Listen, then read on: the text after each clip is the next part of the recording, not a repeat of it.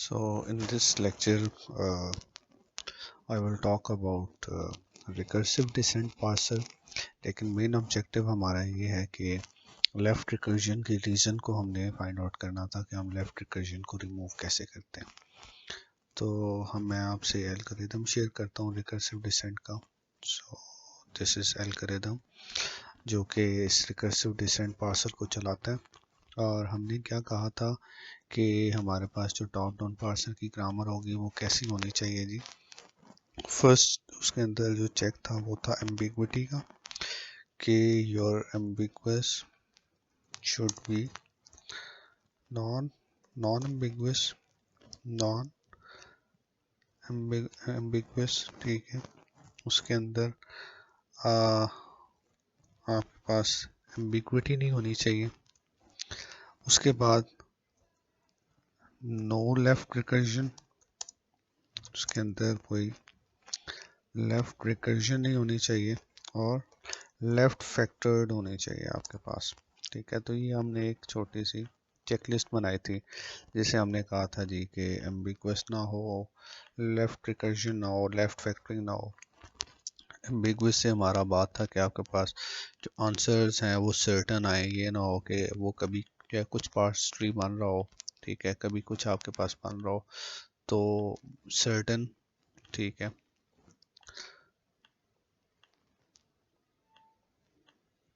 Certain outputs आए।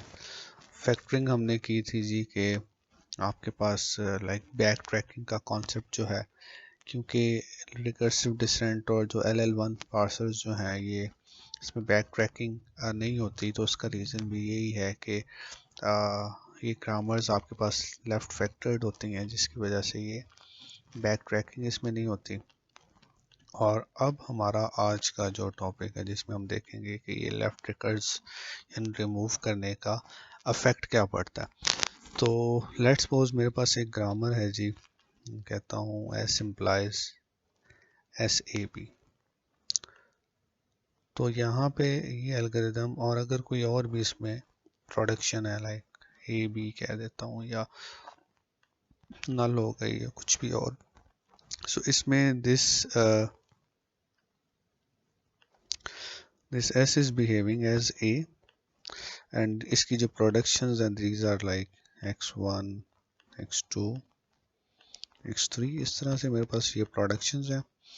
अब यहाँ पे रिकर्सिव डिसेंट का एल्गोरिदम क्या कहता है कि आपने 1 बाय 1 इन सब प्रोडक्शंस को चलाना है, ठीक है।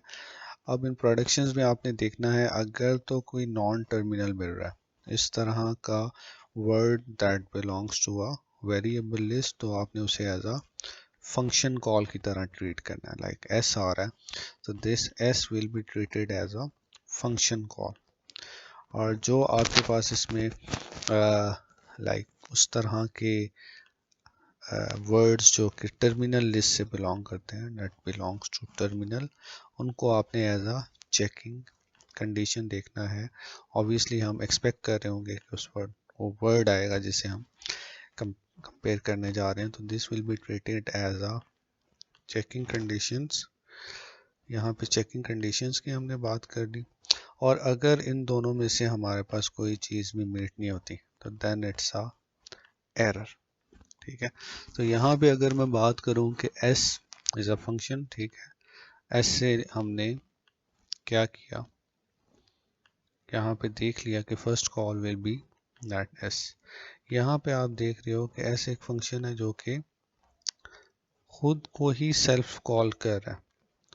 सो दिस सेल्फ कॉलिंग, ये जो सेल्फ कॉलिंग आपके पास हो रही है, this self calling is the main reason कि आप एक इनफाइनाइट लूप में फंस जाते हो। अगर आप लेफ्ट रिकर्जन रिमूव नहीं करते then you will be stuck in a infinite loop.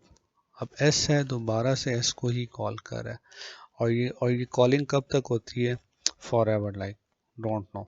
इसके बाद बेशक आपके पास A भी है B भी है, लेकिन the first thing we are we came across, वो हमारे पास क्या है, वो ये सेल्फ कॉल है। और अगर आपके पास एक ग्रामर है, लेट्स सपोज मैं कह देता हूँ कि S implies to ASB, ठीक है, या मैं कह देता हूँ ABS।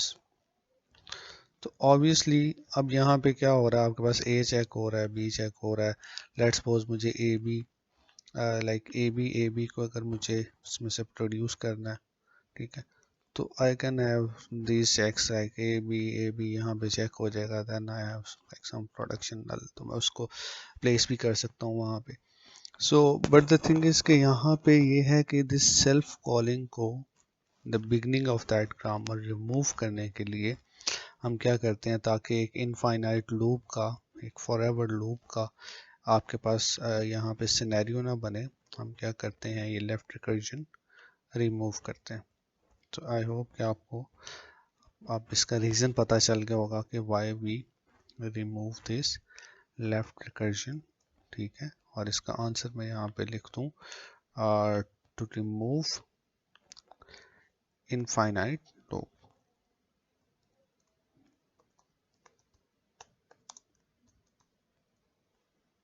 ठीक है जी। तो ये हमारे पास इसका आंसर आ गया कि आप इनफाइनाइट लूप से बचने के लिए तो आप लेफ्ट रिकर्जन को रिमूव करते हो।